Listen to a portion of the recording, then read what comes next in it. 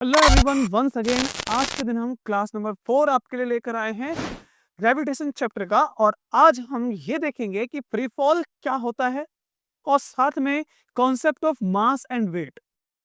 क्या मास और वेट अलग होते हैं या सेम होते हैं? इस चीज को आज हम अच्छे से पढ़ेंगे। और साथ में जब कोई भी पेन या ऑब्जेक्ट फ्रीली हवा में गिर रहा हो तो क्या होता है। असल में रात को सपना देखते हुए कभी कभी ऐसे ख्वाब भी आ जाते हैं कि हम कभी आसमान से कहीं से गिर रहे हैं और जमीन आ ही नहीं रही। वो जो कंडीशन है वो फ्री फॉल है, जब हमें बेचैनी स्टार्ट महसूस होती है। लेकिन खैर, वो तो एक सपने की बात है और हम आज रियलिटी की बात करेंगे। इसलिए बिना किसी देरी के लेक्चर शुरू करते हैं।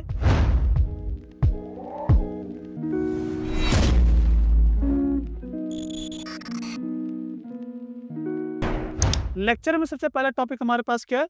Free fall. अब फ्री फॉल की कंडीशन ये कौन सी कंडीशन होती है? तो ध्यान रखिए कि जैसे एक आदमी पर्सन है, वो हवा में नीचे की तरफ गिर रहा है, लेकिन ध्यान रहे हम वहां पर एयर को नेग्लेक्ट कर देते हैं। एयर में भी गिरा सकते हैं, ठीक है, लेकिन एयर से गिराएंगे तो एयर का रेजिस्टेंस पैदा करेगी, जो यहाँ पर दिखाया गया है। उस पर एक फोर्स लगाएगी। तो हम ऐसे परिस्थिति में भी फ्री फॉल कहेंगे, लेकिन नॉट एक्यूरेट। अब यहाँ पर एक्यूरेटली बताना है तो हम ऐसा मानेंगे कि यहाँ पर कोई एयर नहीं है। इस पर्सन पर जब वो गिर रहा है तो केवल अर्थ के अलावा और कोई फोर्स नहीं लगा रहा है, ठीक है ना। जब वो गिर रहा है तो उसके अलावा उसके ऊपर एक ही फोर्स लगा रहा है, वो है अर्थ। और कोई फोर्स लगाने वाला सोर्स नहीं है। तो जब वो नीचे की तरफ गिर रहा है, ड्रॉप हो रहा है, तो वो जिस कंडीशन में नीचे की तरफ गिर रहा है वही तो फ्री फॉल है। अगर गलती से पैराशूट खोल दो तो फ्री फॉल नहीं है।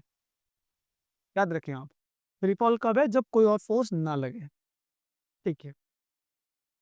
So when an object falls under the influence of gravity alone, है ना, neglecting air resistance, it is said to be in free fall. The only force acting on the object is the gravitational force exerted by Earth. Moon पे गिरेगा moon लगाएगा, Jupiter पे गिरेगा Jupiter लगाएगा। तो लेकिन एक ही फोर्स लगा है। ये कॉन्सेप्ट अब हमारे पास यहाँ पर जरूरी पार्ट कौन सा है?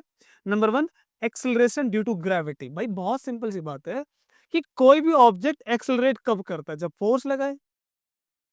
अब अगर इस पेन को मैं यहाँ से ड्रॉप कर दूं तो कौन लगा रहा है फोर्स? अर्थ। अब इस पर फोर्स लग रही है अकॉर्डिंग टू न्यूटोनियन फिजिक्स। जैसा न्यूटन ने बताया है कि जो ऑब्जेक्ट हमारे पास रखे गए हैं दूर स्पेस में या कहीं पर भी, उन पर ग्रेविटेशनल फोर्स लगती है। फोर्स लगेगी तो न्यूटन के अकॉर्डिंग ये एक्सेलरेट करेगा। और वो जो एक्सेलरेट करेगा बिकॉज ऑफ ग्रेविटेशन फोर्स, तो वो एक्सेलरेशन को हम बोलेंगे acceleration due to gravity. So see, the earth's gravitational force causes an object in free fall.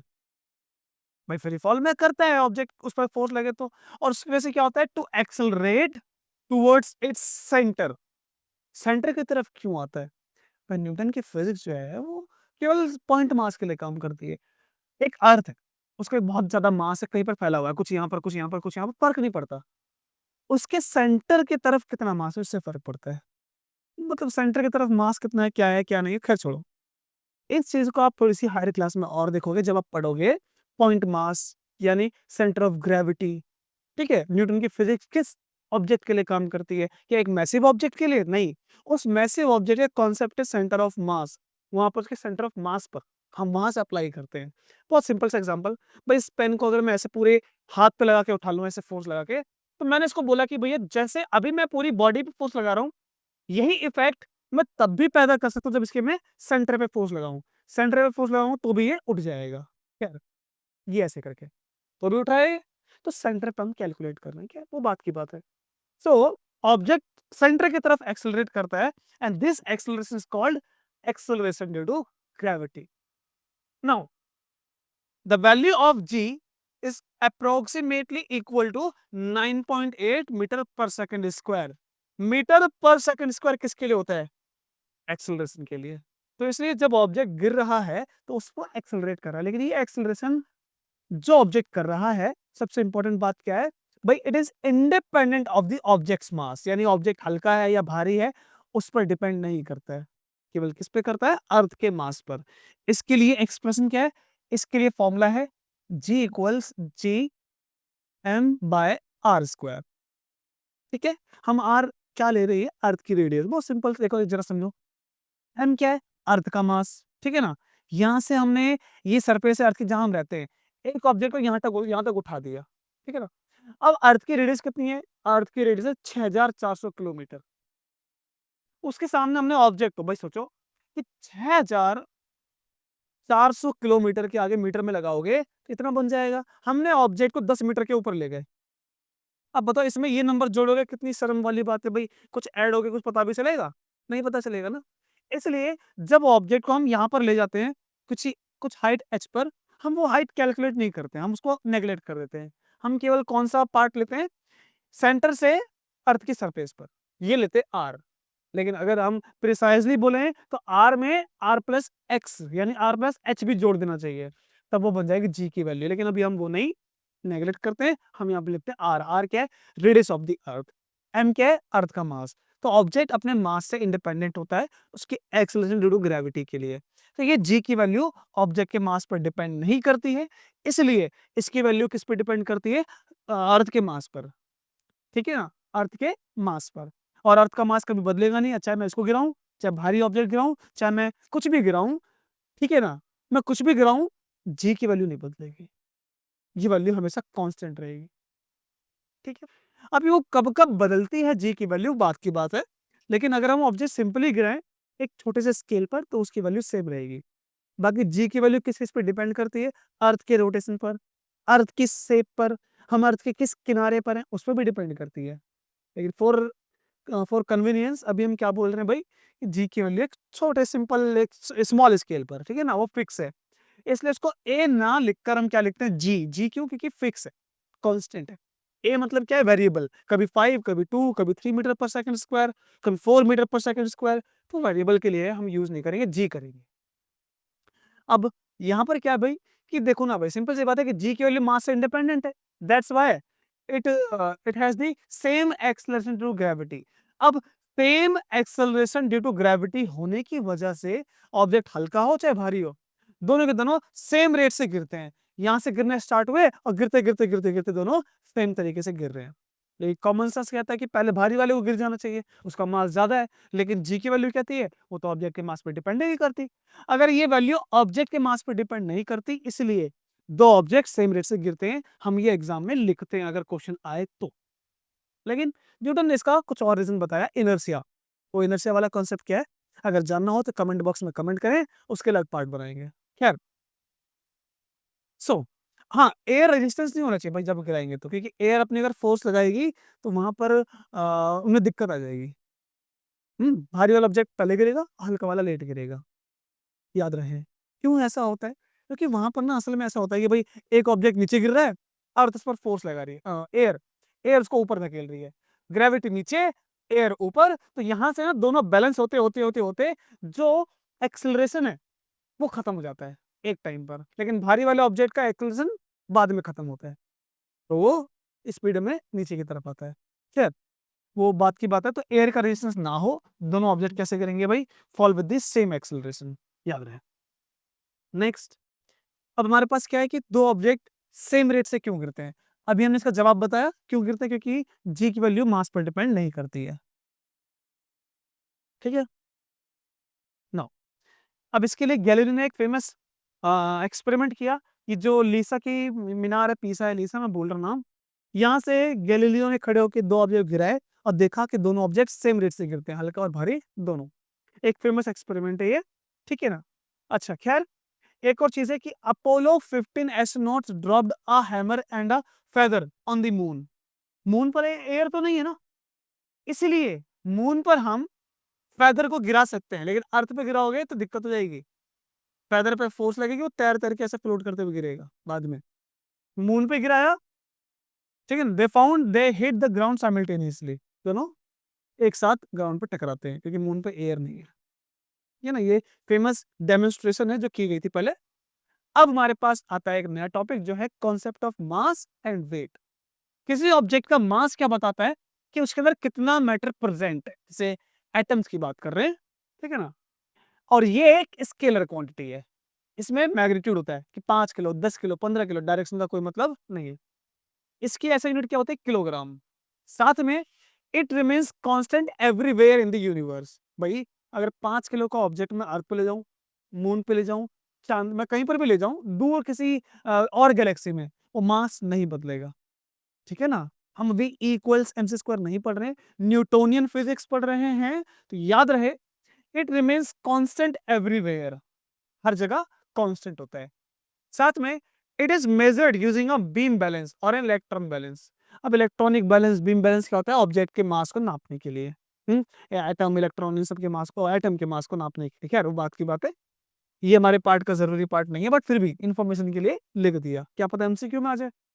अब किसी ऑब्जेक्ट का वेट क्या होता है? भैया वेट इज द फोर्स। अब ऐसा हम खड़े हैं अर्थ पर, ठीक है ना, अगर मैं इस टेबल को दबा रहा हूं, क्यों? क्योंकि ग्रेविटी जो है, एक पर्सन है, चलो मेरे को मान लो ये मैं खड़ा हूं, ग्रेविटी मुझे नीचे खींच रही है, मैं नीचे आ रहा हूं क्या? नहीं आ रहा। क्यों? क्योंकि जितनी ताकत से ग्रेविटी मुझे खींच रही है, उतनी ही ताकत से मैं इस टेबल को, यानी जो फ्लोर है उसको दबा रहा हूं मैं। तो ये फ्लोर मुझे क्या कर रहा है? नीचे फ्लोर को मैंने दिया एक्शन, तो फ्लोर मुझे क्या देगा? रिएक्शन। तो जो रिएक्शन है वो किसके इक्वल है? भाई उसके इक्वल जितना ग्रेविटी मुझे खींच रही है। क्यों? वेरी सिंपल सा लॉजिक है, ग्रेविटी जितनी ताकत से खींच रही है, उतनी ही ताकत से मैं फ्लोर को दबा रहा हूं, तो वही ताकत मुझे रिएक्शन के तौर पे मिल रही है। This reaction is called weight of an object. जब हम किसी वेट नापने वाली मशीन पे चढ़ते हैं ना, ऐसे कांटा सा होता है, हम जैसे चढ़ते हैं उसको, हम दबाते हैं, वो कांटा से घूमता है। कभी उसमें ऐसे ऐसे दबा के देखना, वो कांटा बदलेगा। क्यों? भाई आप अपनी अलग से फोर्स लगा रहे हो, ठीक है? सिंपल खड़े रहो तो वेट पता चलेगा, नहीं तो आप तो फोर्स लगा रहे हो, वो कांटा अलग अलग हो जाएगा। इसलिए वेट क्या है? एक फोर्स है। ये एक वेक्टर क्वांटिटी है भाई, फोर्स एक वेक्टर क्वांटिटी है कि आप किस डायरेक्शन में फोर्स लगा रहे हो, ठीक है ना, वो बात की छोड़ो। इसकी ऐसा यूनिट क्या है? ये फोर्स है तो ऐसा यूनिट क्या है? न्यूटन है। और इसका फॉर्मूला क्या अभी हमने पढ़ा? W इक्वल्स mg, ठीक है ना। वेट को नापते किस में? न्यूटन में, और m को मास केजी में, और g क्या है? एक्सेलरेशन, जिसकी वैल्यू कितनी है? 9.8 ऑन अर्थ। अब भाई अगर हम बात करें सिंपल तरीके से, तो जो g की वैल्यू है वो मून पर अलग होती है, सन पर अलग होगी, जुपिटर पर अलग होगी, तो जी की वैल्यू अलग अलग प्लेस पर अलग अलग होती है। यहाँ तक हमारे अर्थ के शेप पर डिपेंड करती है, यानी जी की वैल्यू हमारे अर्थ पे भी बदलती है। स्मॉल स्केल पे तो सेम मानते हैं, लेकिन अगर हम अर्थ के रोटेशन की बात करें, अर्थ के शेप की बात करें, हम किसी और दूसरे प्लेनेट में जाएं, जी की वैल्यू बदलेगी, जी की वैल्यू बदलेगी, वेट बदलेगा। इसलिए वेट बदलता है लेकिन मास नहीं। जरा इसका एक छोटा सा एग्जाम्पल देख लो, स्प्रिंग बैलेंस तो वही कांटे वाला। खैर मास क्या है? तो इसकी डेफिनेशन है यहाँ पर सामने, amount of matter in in an object, लेकिन वो क्या है? फोर्स है। नेचर स्केलर है, वो वेक्टर है। ऐसे यूनिट मास केजी में नापते हैं, उसको न्यूटन में नापते हैं। ये लोकेशन से चेंज होता है भाई, मास लोकेशन पर डिपेंड नहीं करता, लेकिन ये करता है, क्योंकि ग्रेविटी बदलती है, जी की वैल्यू। इंस्ट्रूमेंट पता है भाई, बीम बैलेंस या फिर स्पेस में स्प्रिंग बैलेंस, जो कांटे वाली मशीन होती है, उससे नापते हैं। अब हमारे पास आते हैं कुछ न्यूमेरिकल पार्ट। भाई इस न्यूमेरिकल पार्ट में हमारे पास क्वेश्चन है कि a man has a mass of 70 KG, what is his weight? भाई वेट के लिए फॉर्मूला क्या है? वेट के लिए फॉर्मूला है m इंटू जी। m की वैल्यू आपको दे रखी है 70, जी की वैल्यू 9.8 है, 10 मान के भी कर सकते हो, वो सॉल्व किया, 686 न्यूटन आ गई। तो the weight of the man on earth is 686 Newton, ठीक है ना। अब किसी का वेट 60 केजी है, हाँ वेट 60 केजी क्यों बोलते हैं भाई? केजी के बाद देखा जाए तो मास हो गया केजी में, और ये हो गया मीटर पर सेकंड स्क्वायर में, ठीक है ना। हम इसको ही क्या बोलते हैं? न्यूटन बोलते हैं। इसी को क्या बोलते हैं? न्यूटन। अब हम मान लो किसी का हम बोला कि वेट उसका 20 केजी है, 50 केजी है, 50 केजी के साथ ये भी लगाना पड़ता है, लेकिन ये जो जी की वैल्यू वो हर जगह सेम मानते हैं, 9.8 मीटर पर सेकंड स्क्वायर, तो हम उसको अकाउंट में नहीं लेते। हम कितना बोलते हैं? 50 केजी, 60 केजी, ठीक है ना। अब मून पर तो आपको पता है, क्योंकि मून की जो ग्रेविटी है वो आपको पता है कितनी है, कितनी, तो वो निकाल सकते हैं। तो इसका अच्छे से डिवाइड करें तो भी आंसर आ जाएगा। अब एक टॉपिक और है, कॉन्सेप्ट ऑफ वेटलेसनेस। वेटलेसनेस बहुत आसान है भाई, जहाँ पर उस पर कोई भी देखो वेट का फील होता है जब रिएक्शन मिले, और रिएक्शन कब मिलता है? जब एक्शन दे। भाई अगर सोचो कोई ऑब्जेक्ट आज के आपके आसपास नहीं है, ना किसी आप झूले पे झूल रहे हो, ना कोई पैरासूट खुल गया गिरते वक्त, है ना, आप गिर रहे हो, पैरासूट खुल गया, एक्शन मिल रहा है, तो आपको क्या मिलेगा? रिएक्शन, वेट फील होगा। झूले पे झूल रहे हो, झूला ऐसे गया, आपका वेट हल्का हुआ, पीछे आया, आपका वेट भारी हुआ, तो वेट में डिफरेंस की वजह से आपको डर लगता है। ऐसे जब एस्ट्रोनॉट रॉकेट में ऊपर की तरफ जाते हैं, तो ऊपर जाते वक्त रॉकेट एक्सेलरेट करता है, बट जी की वैल्यू बढ़ती है। जी की वैल्यू क्यों बढ़ती है? क्योंकि ये है जी जो अर्थ फोर्स लगा रही है रॉकेट पर, और ये है ए एक्सेलरेशन जो रॉकेट का है। जब ये वैल्यू इंक्रीज हो जाएगी तो वेट बढ़ जाएगा, वेट बढ़ता है फिर स्पेस में जाके अचानक से कम हो जाता है, क्योंकि स्पेस में हम क्या बोलते हैं कि स्पेस में ग्रेविटी नहीं है, लेकिन गलत है। असल में क्या होता है ना कि भाई स्पेस में जाते ही हमें जो खिंचाव है, जैसे हमारी अर्थ खींच रही है अभी, तो वहां पर हम उससे फ्री हो जाते हैं, वहां पर हम स्पेस में फ्लोट करते हैं। वहां पर ऐसा कोई हार्ड सरफेस नहीं है जिसको हम ऐसे दबाएं, तो वहां पर हमें क्या फील होता है, हमें वहां पर जी फील नहीं होता, क्योंकि हमारे पास फोर्स नहीं लगती। अगर फोर्स फील नहीं होगी तो वेट जीरो होगा। तो एक बार में जब रॉकेट ऊपर जा रहा है वेट बढ़ता है, अचानक से कोई फोर्स नहीं लगती, यानी हम फ्रीली फ्लोट करते हैं। अब फ्लोट कर रहे हैं, किसी सरफेस से टच में है क्या, कांटेक्ट में नहीं है, तो वेट नहीं होगा फील, क्योंकि रिएक्शन है। जब भाई किसी के कांटेक्ट में नहीं है तो रिएक्शन कहां से आएगा, नहीं आएगा रिएक्शन, तो वेट जीरो हो जाता है। एक टाइम पे वेट बढ़ता है फिर जीरो, वहां पर हमें बेहोशी के होते हैं केस, हार्ट अटैक के केस हो सकते हैं, मतलब चांस होते हैं। इसलिए कहा जाता है कि भाई जब आप स्पेस में जाओगे, एस्ट्रोनॉट बनोगे, तो आपको ट्रेनिंग दी जाती है।